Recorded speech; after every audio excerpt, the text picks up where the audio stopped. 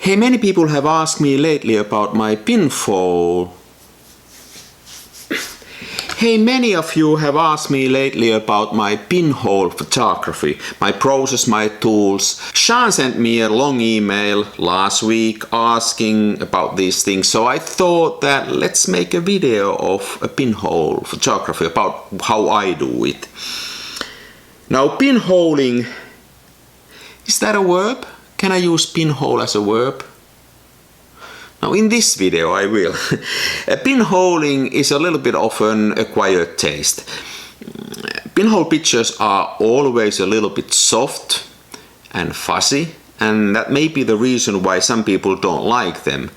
That's one of the reasons I like them a lot. I mean, pinhole camera provides some means and tools that are not available with any other tools, and then they also produce pictures that are not possible with anything else. Like, for example, the depth of field is practically limitless. You can have something in focus from 1 centimeter all the way to the infinity. And from the compositional point of view, sorry for my French, gives you enormous set of possibilities and creative means. Also, pinhole cameras are extremely simple. They are so simple that you can even make them by yourself. And their simpleness puts you in charge. There's nothing that comes between you and the photograph. Also, pinhole cameras requires that you know the basics of photography, because, as I said, there's nobody helping you, and that's also pretty cool in my liking. So I thought, let's talk about the gear, the process, some of the compositional ideas I have, and then how I print these pictures. As a camera, I mostly use my Leroy 45. Once again, sorry for my French. It's a French camera and I have no clue how to pronounce the name. It is a 4x5 inch sheet film camera and it takes pictures of this size. I would not go any smaller than this. Now, to me, there is a limit in my artiness, and if you go smaller than 4x5, then your pictures start to become too fuzzy for my liking. The sharpness of a pinhole image is determined by the size of the negative. And the smaller you go, the fuzzier your pictures get. This Leroy is also equipped with, 4x5 kind of adapter. It's just basically 2 screws that screw in a regular 4x5 film cartridge. And this also allows me, with this camera and most of these cameras, to use other 4x5 sheet film equipment, like, for example, my 6x12 film bag that just slides in here, and now I can shoot roll film, panoramic roll film with my Leroy camera. So this is pretty cool. One consideration, a very important consideration when you are thinking about a pinhole camera, either making one of yourself, like I did from a ukulele, there's a link, or if you want to purchase a pinhole camera, the wideness of the lens is determined by the thickness of your camera. The more shallow, the more narrow your camera is body-wise, the more wide-angle picture you get. That's good to remember, and I like thins. I like wide-angle pinhole pictures, and that's why I chose this camera. This is pretty thin. So this is my choice of a pinhole camera, 4x5 sheet film. Now, a typical f number for a pinhole camera is around f150, so it's like really slow lens. So typically exposure times become long, like minutes, even up to hours. Now you can of course use your pinhole camera handheld, like I've taken selfies like this, but then the results are what they are. But I always wanted to be sort of a different youth, always wanted to push the envelope. So the simple device, such as a pinhole camera, allows you to misuse it creatively, and that's part of the analog film photography for me, where pinholing takes it one step further. And then, even with the long exposure times, I hardly ever use a tripod. I mean, there are cases when I use, but a typical setting is this.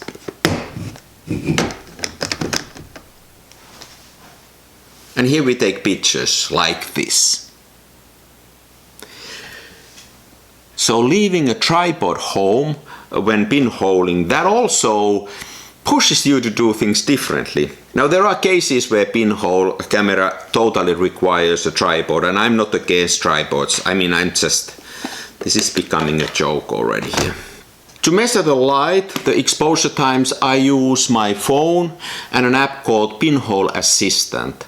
It is very useful. You can create camera film combinations, and it automatically shows you the time, including the reciprocity error calculations. Like, that is something that you need to add to the exposure times with long exposures. Each and every film type and brand has different reciprocity error, so you need to compensate that error by adding exposure time. It's complicated, Google it, but you know, the Pinhole Assistant takes care of that, so that's a very handy app. And then I don't have a viewfinder in my camera, so that also needs a little bit creativity, but it's not as difficult as you might think. Now, if you imagine a line from the back of the camera in the center to the corner, like a line like that, and then another line here. That's the angle that goes into the picture. Some people draw lines here from the center to the corner of their pinhole cameras to be able to better estimate. I don't find the need of that, but it becomes such a second nature that I realized that I take pictures with other cameras too without a viewfinder. A typical example is a Hasselblad super wide that has such a lousy viewfinder that I rather now take pictures just like estimating the angle and just looking, and you know, you learn that. That's part of the fun. You need to be creative doing these kind of things, so part of the fun. So how do you then take a picture? You take a 4x5 sheet film holder, you just put it back here. You compose your picture. The same angle goes, by the way, in the portrait mode. Now it's just a little bit more narrow, and you just think about the angle. Then you take the dark slide out. You start with your phone, your Pinhole Assistant calculations. You open the pinhole. You take a book and you read a chapter.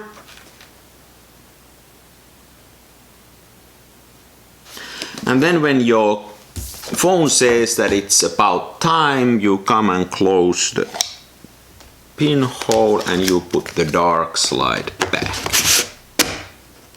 Simple as that. And you really don't know what you got until you develop the picture. There's always an element of surprise with pinhole photography. So why do I shoot with my pinhole camera? What are the subjects of my pinholing? As I said, images are always soft and a little bit dreamy, and then you can get everything in sort of focus, infinite depth of field. So I shoot both things, heavy things, something significant. You can't get a lot of nuances into a pinhole picture. So therefore, for my liking and to my eye, everything that is really clear renders very well with a pinhole camera. What I don't like to shoot is like forest or some delicate landscape. That's better done with other equipment. Buildings, heavy objects, those are the best things to photograph. But that's just me. You should experiment.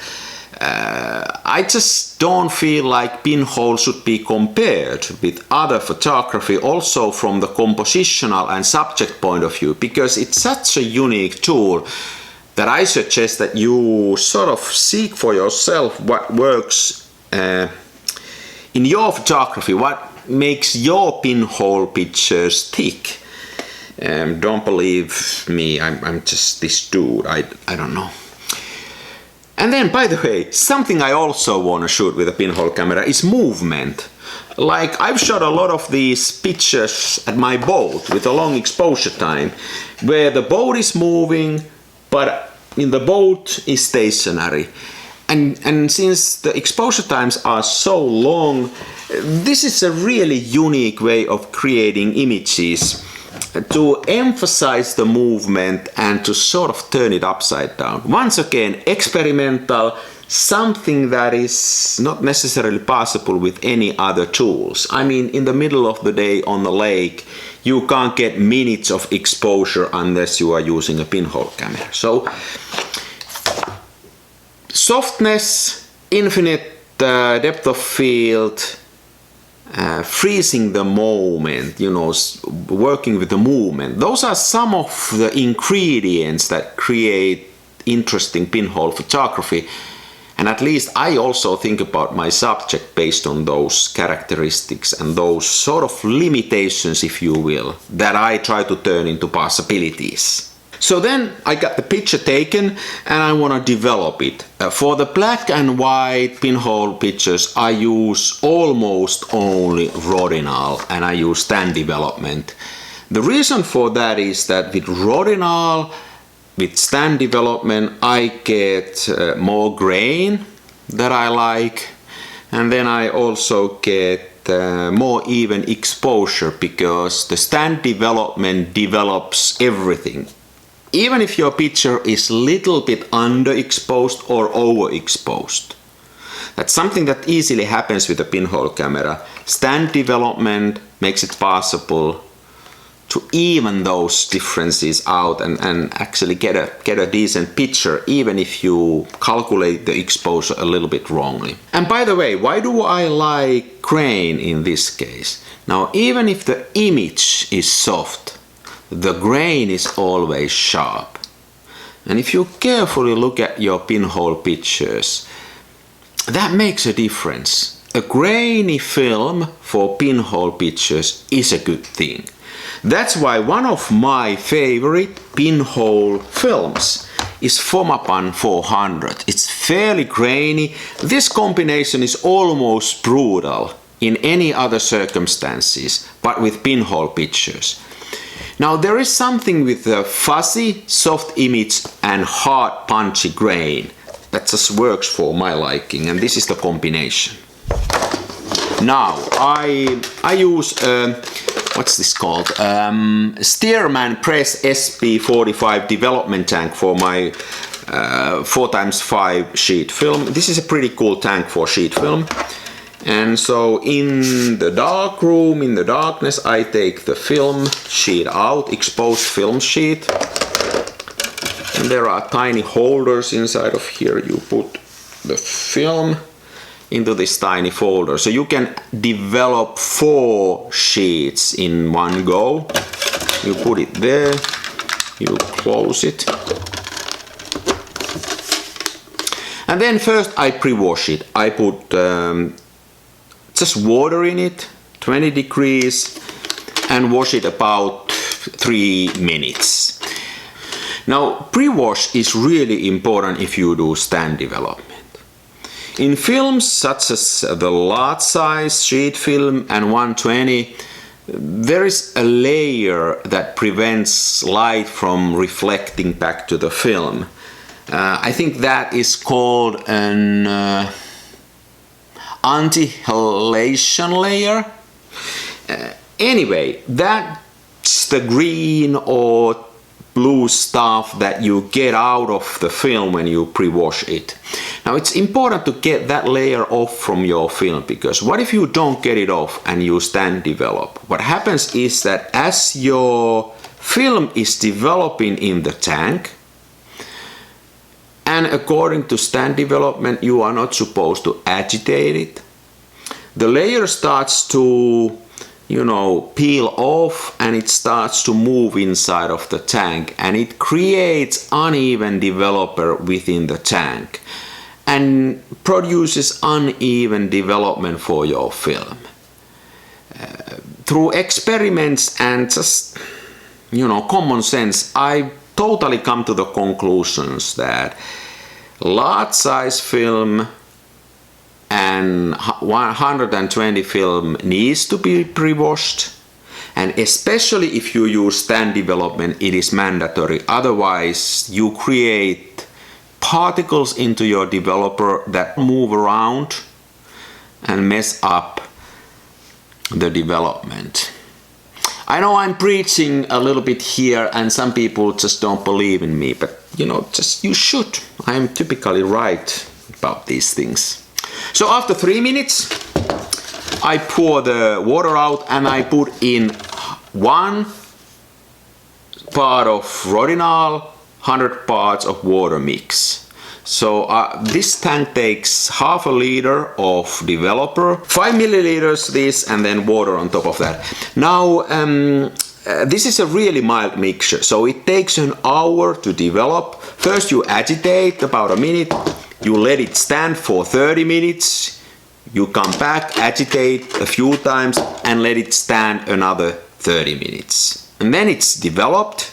You pour the developer out, you put in just water, you stop it with water, I stop it with water at least, and then you pour the water out, and then I fix it and wash it and dry it like any other film. There's nothing special in that. Now for my color pinhole pictures, I don't have any tricks, I just use regular E6 for positive films and C41 process for negative films. I have no special tricks there. So then, as I now develop the film,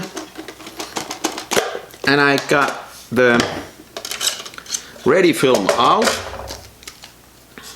I let it dry, and then if I scan it directly on the glass. Just put it on the scanner glass and scan it from there.